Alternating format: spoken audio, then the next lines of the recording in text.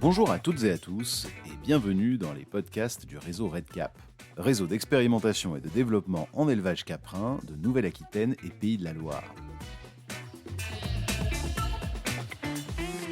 Ici, des conseillers, des animateurs et des éleveurs, au masculin et au féminin, partagent leurs solutions, leurs expériences et leurs idées pour adapter leur système fourrager au changement climatique.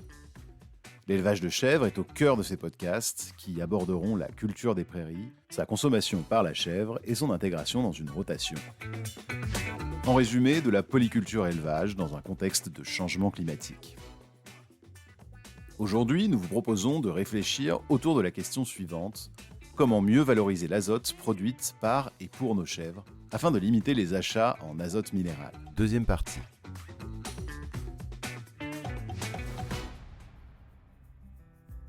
Alors Sébastien, parlons maintenant un petit peu de couverts végétaux justement. Alors il me semble que c'est un peu ton dada depuis quelques années maintenant. Donc là nous sommes sur une parcelle avec un beau couvert composé de févrole, de facélie et de moutarde. Pourquoi avoir choisi ces espèces ? Les couverts végétaux sont un des leviers pour augmenter la disponibilité en azote dans le système. Donc dans ce mélange-là, on est parti sur 3 espèces, parce que 3 c'est assez simple à mélanger. Un couvert de févrole se met à 120 kg, un couvert de facélie se met à 2 kg et un couvert de moutarde blanche se met aussi à 2 kg.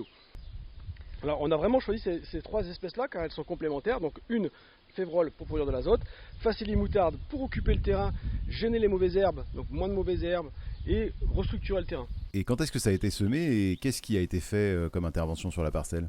Alors cette parcelle a été là ici déchaumée 2 fois, donc après la récolte. Donc après la récolte on a exporté les pailles, on a besoin de la paille quand même, on a déchaumé 2 fois la parcelle pour éliminer un petit peu de mauvaises herbes qu'il y avait en surface. Ensuite on a semé vers le 25 août sur un sol sain. Donc là on est sur une parcelle où on peut estimer à 3 tonnes 5 de biomasse aérienne. Et bien justement, comment on estime la quantité récoltée et surtout quelles vont être les restitutions au niveau des cultures suivantes ? Je veux dire, est-ce qu'il y a un outil ou quelque chose qui existe ? Bien sûr, on va pouvoir maintenant estimer ces restitutions à la culture suivante assez simplement grâce à la méthode Merci. Donc cette méthode, vous pouvez la trouver sur n'importe quel moteur de recherche. Vous tapez Merci et couverts végétaux, vous allez tomber dessus. Et bien justement, ça te dirait de me montrer comment ça marche ? Allez, bien sûr. Tiens, allez, mets tes bottes et on y va directement. Alors pendant que Sébastien est en train de faire le prélèvement sur notre couvert facélie, févrole et moutarde, il est intéressant de vous rappeler que la mise en œuvre de la méthode Merci nécessite tout de même quelques précautions car la mesure peut être facilement faussée par la présence de rosée, d'eau de pluie, voire de terre. Il convient donc de réaliser les prélèvements sur un couvert qui est sec et ressuyé, et puis de veiller à couper au ras du sol pour récupérer toute la matière végétale, tout en faisant attention à ne pas prélever de terre.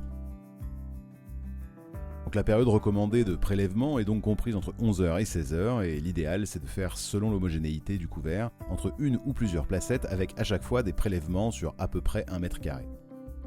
Une fois le prélèvement effectué, il faudra trier les différentes espèces présentes et les peser séparément afin de pouvoir les rentrer dans l'outil informatique.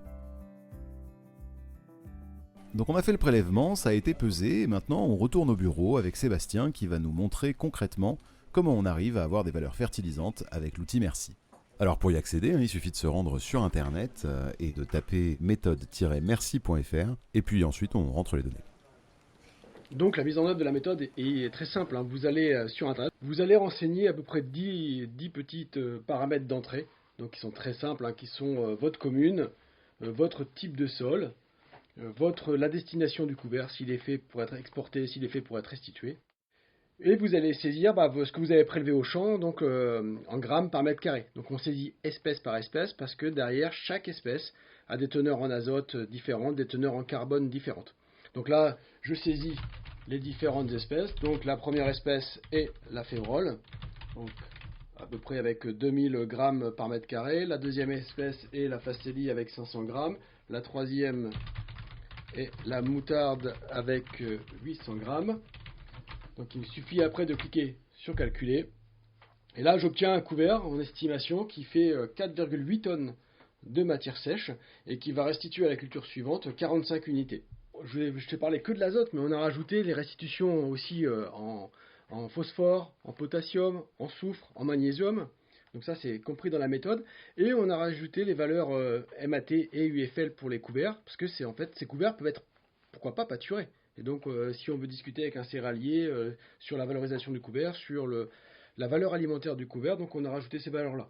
On peut même aller un peu plus loin, on a aussi rajouté des valeurs d'enrichissement en carbone du sol grâce à ces couverts végétaux et d'évolution de la matière organique. Et est-ce que tu sais si l'outil est beaucoup utilisé ? Alors depuis 2020, on a 4300 inscrits sur la plateforme et il y a à peu près 70 000 calculs qui ont été faits là depuis 4 ans. Donc on peut dire que c'est un peu beaucoup utilisé. D'accord, donc revenons-en à nos couverts. Si j'ai bien compris, donc le couvert va permettre de laisser un sol non nu entre la moisson, puis notamment les cultures de printemps, ce qui est une obligation dans les zones à directive nitrate, zones dans lesquelles en Nouvelle-Aquitaine et en Pays de la Loire on est largement. Mais ce n'est pas le seul intérêt de ces couverts. Peux-tu nous rappeler tous les intérêts des couverts végétaux ? Alors ça va être très long, mais vous trouverez tout sur le site de la Merci, qui est une bibliothèque qui est assez fournie, mais rapidement. Ces couverts-là vont permettre donc de faire de l'eau de qualité, donc pour tous les citoyens, c'est-à-dire qu'on va capter l'azote à l'automne et on le restitue à la culture suivante, donc c'est-à-dire qu'on fera moins de pertes d'azote, donc moins de nitrate dans l'eau. On va aussi acheter moins d'intrants, donc moins de dégagement de gaz à effet de serre. On va protéger nos sols pendant l'automne et l'hiver, donc éventuellement moins de coulées de boue. On va favoriser aussi des plantes qui vont fleurir, donc des plantes mellifères à l'automne. On va avoir un aspect restructuration du sol qui est très très intéressant pour les agriculteurs. Donc, c'est-à-dire que ce sera moins de carburant derrière pour créer le lit de semences et travailler le sol. On va stocker du carbone grâce à ces couverts végétaux. On va contrôler les adventices grâce à ces couverts végétaux. On va aussi avoir, et c'est souvent oublié, mais un aspect visuel à l'automne qui sera un peu plus joli. Il vaut mieux avoir des fleurs violettes, jaunes dans nos parcelles que des sols nus. Donc voilà, je pourrais continuer à t'en citer 4, 5, 6 encore intérêts, mais je pense qu'on va y passer la journée. Alors tout à l'heure tu m'as parlé des restitutions en azote permises par les légumineuses pour les cultures suivantes, et tu as une idée de la valeur moyenne d'un couvert en restitution pour la culture suivante ? Alors, comme je le disais, c'est tout l'intérêt de la méthode Merci, c'est que la restitution vont dépendre de la biomasse produite, la date de destruction. Mais après, pour avoir testé différents couverts, quand on a des couverts qui sont très riches en légumineuses, donc à base de févrole, de vesses communes, de vesses velues, on va être sur des niveaux de restitution entre 40 et jusqu'à 100 unités à la culture suivante. Donc ce n'est pas des restitutions qui sont anodines. Donc aujourd'hui, rien qu'en prenant en compte ces restitutions-là, on paye la moitié du couvert. Certains éleveurs de chèvres cultivent de la févrole qui va être consommée par les animaux assez facilement.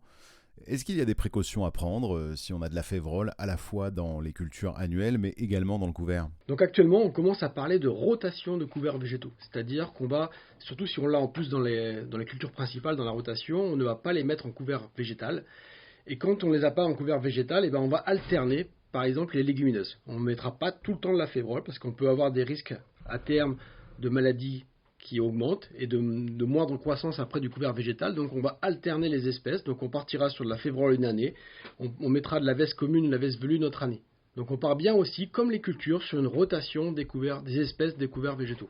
Un troisième levier pour réduire les besoins en azote, c'est le choix de cultures annuelles qui vont être soit autonomes en azote, un peu comme les légumineuses fourragères, ou bien qui vont avoir des besoins modérés. Sébastien, est-ce que tu peux nous dire quelles sont ces cultures ? Donc je vais juste vous représenter quelques protéagineux annuels. Donc il y a le pois fourrager, le pois protéagineux, la févrole, le lupin ou le soja. Donc avec des petites particularités, le lupin est affilié au sol acide. On ne pourra pas le cultiver sur des sols très basiques. Le soja, par exemple, est une plante très intéressante, donc légumineuse, mais qui nécessite quand même soit l'irrigation, soit des sols un peu profonds, parce qu'elle a besoin en eau qui sont assez conséquents. Donc ça, c'est pour les protéagineux. Donc ça, c'est des plantes qui sont sans fertilisation azotée. On a aussi des plantes qui vont avoir une exigence un peu moindre en azote, comme le sarrasin, comme le tournesol. Donc là, ça devient des plantes très intéressantes. Alors, les deux dernières que je viens de citer sont quand même des plantes de printemps. Donc il faut aussi avoir là les sols qui s'y prêtent, avec un petit peu de réserve utile, parce que c'est des plantes qui vont pousser en été. Alors là, je vois sur ton bureau un petit échantillon de métail, qui est un mélange de céréales et de protéagineux. Là, on a de la févrole, on a du triticale, un peu de pois. C'est également une culture intéressante, bas intrants, mais bon, on en reparlera dans un autre numéro parce que là déjà, on a déjà vu beaucoup de choses. Merci Sébastien Minette pour cet échange. Voilà, c'est la fin de ce premier épisode sur comment mieux valoriser l'azote produite par et pour nos chèvres afin de limiter les achats en azote minéral. Si vous souhaitez aller plus loin sur ce thème, des références techniques sont disponibles sur le site internet du réseau RedCap. Ce podcast a été réalisé dans le cadre du projet Info Éco Cap 3, coordonné par le réseau RedCap, l'ANICAP Nouvelle-Aquitaine et l'Institut de l'élevage, avec le soutien financier de la région Nouvelle-Aquitaine et de l'Union européenne. Réalisation Jérémy Jost et Servane Leclerc, montage Philippe Berthet, propos recueillis en 2024 et 2025.